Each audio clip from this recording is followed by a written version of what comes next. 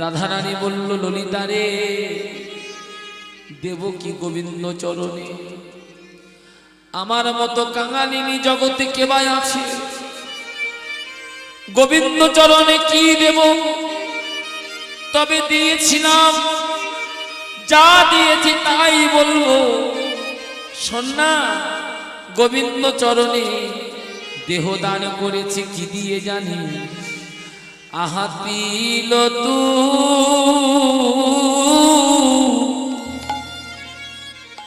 তুলসী দিয়া সমর্পণ করে নহিয়া। ও তিল তুলসী দিয়া সমর্পণ করিলহিয়া। ওরে মরমিয়া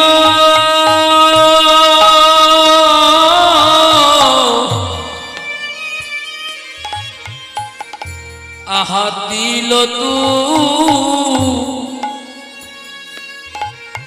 তুলসী দিয়া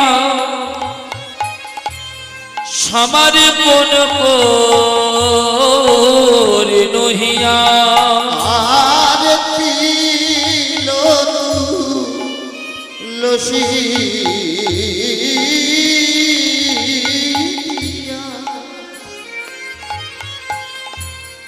সমর্পণ করে নহিয়া। জনমের ও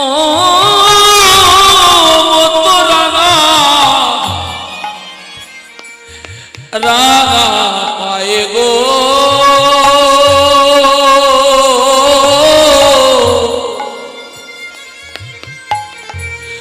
জনমের মতো রাগা পায়ে। জনমের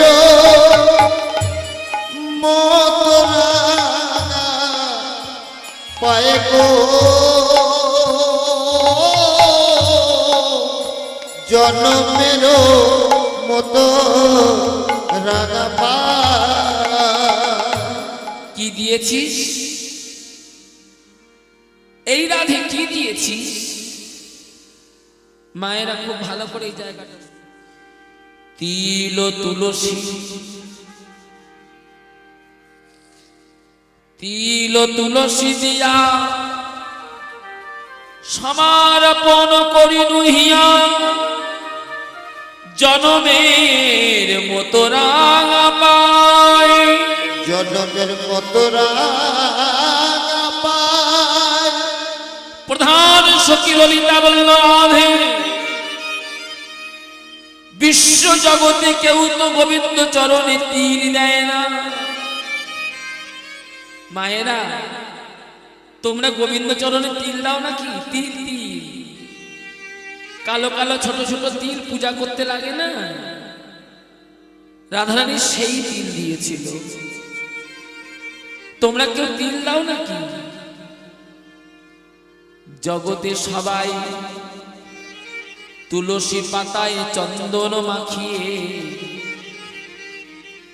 চন্দন মাখানো তুলসী পত্র গোবিন্দ চরণে দান করে। যুগল চরণে তুলসী দেয়, গোবিন্দ চরণে তো কেউ তিল দেয় না। রাধে, গোবিন্দ চরণে কেন তিল দিয়েছি? রাধা রানী বললেন, করজোড়ে ওরে ললিতা রে, বহিরঙ্গ জগতে সবাই যেমন গোবিন্দ চরণে তুলসী দেয়, আমি তুলসী পাতায় চন্দন মাখিয়ে যুগল তুলসী গোবিন্দের যুগল চরণে দিয়েছিলাম। যুগল চরণে তুলসী দিয়ে কিছু কালো তিল আমার গোবিন্দের বক্ষে পাহা, কিছু কালো তিল আমার বক্ষে পরশ করলা। এই হিয়ায় পরশ করে কৃষ্ণায় নম বলে ওই কালো তিল দিয়ে গোবিন্দ চরণে আমার দেহ দান করে দিলাম। আমার দেহ দান করে দিলাম।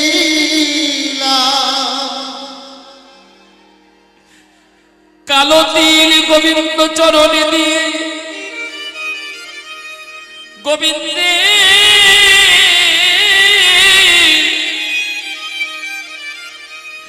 যুগল চরণ বক্ষে জড়াইয়ে ধরে, গোবিন্দের যুগল চরণ বক্ষে জড়াইয়ে ধরে বলেছিলাম, হে গোবিন্দ,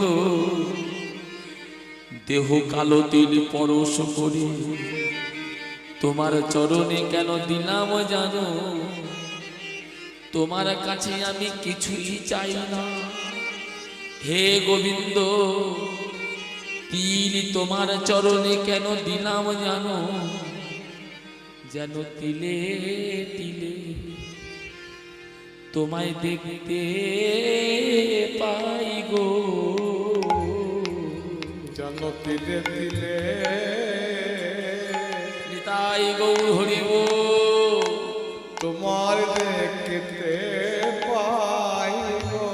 যেন তিলে তিলে তোমায় দেখতে পাই গো। যেন তিলে তিলে তোমায় দেখতে পাইব। আমার কথা যেন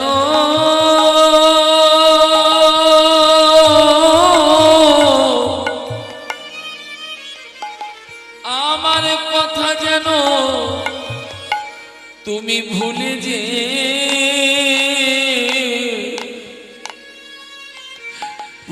যেও না।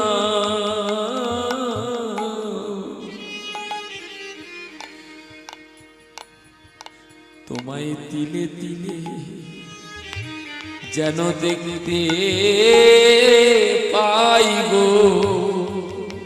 আমার কথা যেন